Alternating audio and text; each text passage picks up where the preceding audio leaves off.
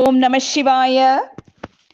அறையில் கச்சை கட்டி தலைமுடியை கொடிகளால் இறுக்கிக் கட்டி உடலில் வெண்கீற்றுகளும் வில்லும் அம்பரா தூணியுமாக வந்த சிவபெருமான் தம் போலவே வேடம் தரித்த பிரமத கணங்களுடன் வேடுவர்க்குரிய பலவகை கூச்சலிட்டுக் கொண்டு அங்கு வந்து சேர்ந்தார்.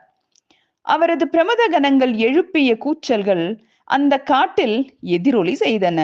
அர்ஜுனன் சந்தேகம் அடைந்தான். அந்த மலையில் இருந்த மலைவாசிகள் சங்கடப்பட்டார்கள். அர்ஜுனன் அப்போதும் மனம் தயங்காமல் என்ன நடந்தாலும் நடக்கட்டும், சிவபெருமான் சுகம் செய்யாமல் விடமாட்டார். பூர்வத்தில் ஸ்ரீ கிருஷ்ணமூர்த்தியும் சிவபெருமானே சுகங்கள், சுகபோகங்கள், மோட்சம் முதலியவற்றை கொடுப்பவர் என்று கூறியிருக்கிறார். சிவநாமங்களை ஸ்மரிப்பவருக்கு சத்தியமாக சுகமே உண்டாகும். பாவத்தால் உண்டாகும் துக்கங்கள் முதலியன நசிக்கும். அப்படி இல்லாமல் சிவசேவை செய்யும் போதே கஷ்டம் வருமானால் அவை கர்மத்தால் வந்ததே என்று கொள்ள வேண்டும். பெருந்துன்பங்களை அனுபவிக்க வேண்டியவன் சிவபக்தனாக இருந்து அப்பெருமானுக்கும் அன்பிருந்தால் அவனுக்கு அவை சிறியனவாகவும் அல்லது அவற்றை அனுபவித்தே தீர வேண்டுமானால் வருவது வரட்டும். அவன் இஷ்டத்துக்கு மாறு கொள்பவர் யார்? சிவபெருமானுக்கே பரிபூர்ண தயை இருக்குமானால் எத்தகைய கஷ்டம் வருவதானாலும் அவை யாவும் சூரியனை கண்ட மின்மினி பூச்சிகளைப் போல போய்விடும். எம்பெருமான் திருவருள் கொண்டால் விஷத்தையே அமிர்தமாகவும் அமிர்தத்தையே விஷமாகவும் செய்துவிடலாம்.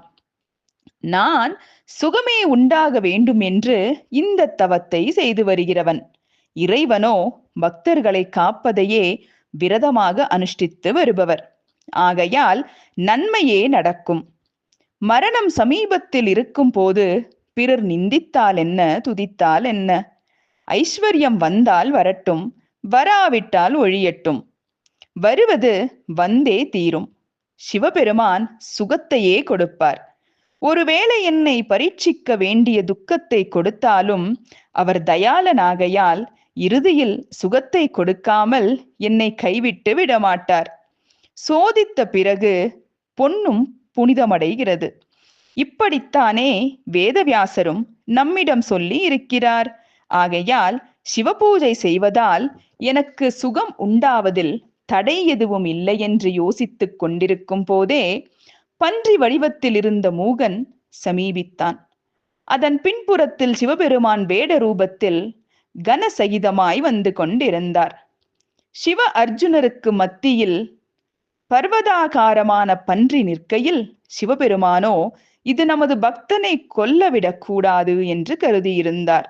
அந்த சமயத்தில் அர்ஜுனனும் சிவபெருமானும் தங்கள் கையில் இருந்த வில்லை வளைத்து அம்புகளை எய்தார்கள்.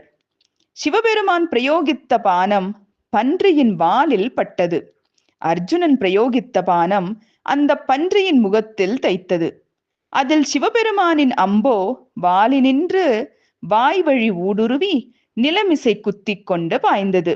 அர்ஜுனன் பிரயோகித்த பானமோ பன்றியின் தலையிலிருந்து வால் வழி ஊடுருவி மீண்டும் அர்ஜுனனின் அம்பரா தூணியை அடைந்தது. அப்போதே மூக சூகரம் மரணமடைந்து விழுந்தது.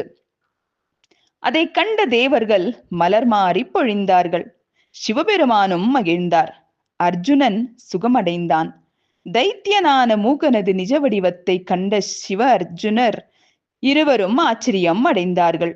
அவர்களில் அர்ஜுனன் அவனது மாயா ரூபத்தை கண்டு சிவபெருமானே இவனை சங்கரிப்பதற்கான நற்புத்தியை தனக்கு கொடுத்ததாக கருதி சிவநாம ஸ்மரணை செய்து கொண்டு மகிழ்ந்திருந்தான். ஓம் நம சிவாய.